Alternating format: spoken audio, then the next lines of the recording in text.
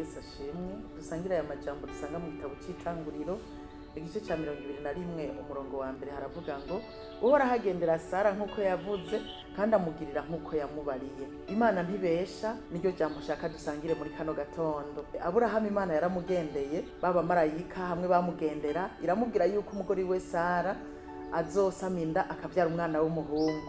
Murabizi ko Sara yari ingumba, amaze imyaka myinshi cyane, bageze mu zabukuru ata mwana bararonka, ariko Imana iramubwira yuko azobyara umwana w'umuhungu.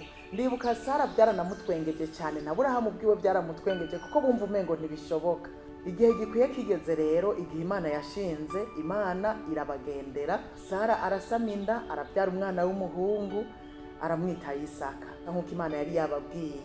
Erega si Sara gusa, na Mariya murabizi yuko Imana yamugendeye ikamubwira yuko azosama inda akabyara umwana w'umuhungu, kandi murabizi Mariya yari inkumi itigeze kumenya umugabo, ntawe yari afise uretse yuko yari yarakowe na Yosefu.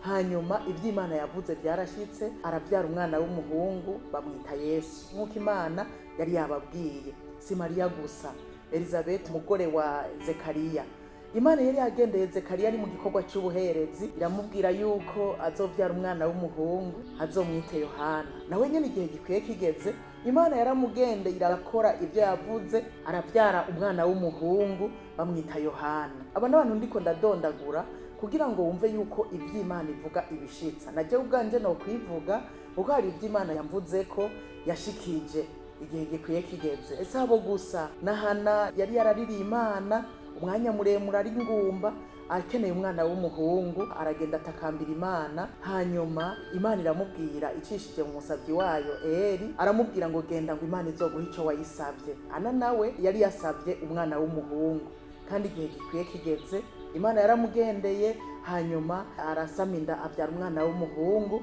bamwita Samweli. Urumva nariko ndaguha uburorero bw'abantu wamengo ntivyoshoboka, ibintu Imana yakoze umengo ntivyoshoboka, ariko ndakubwira yuko Imana burya itabesha, ivuze irashitsa. Weho kumbura iby'Imana yavuze, kumbura urabona n'agacu.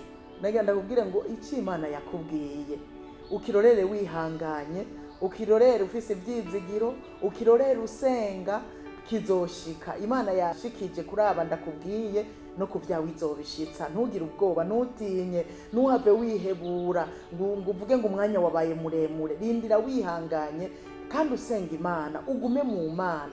Imana izobishitsa igihe gikwiye kigeze. Yesu aguhezagire.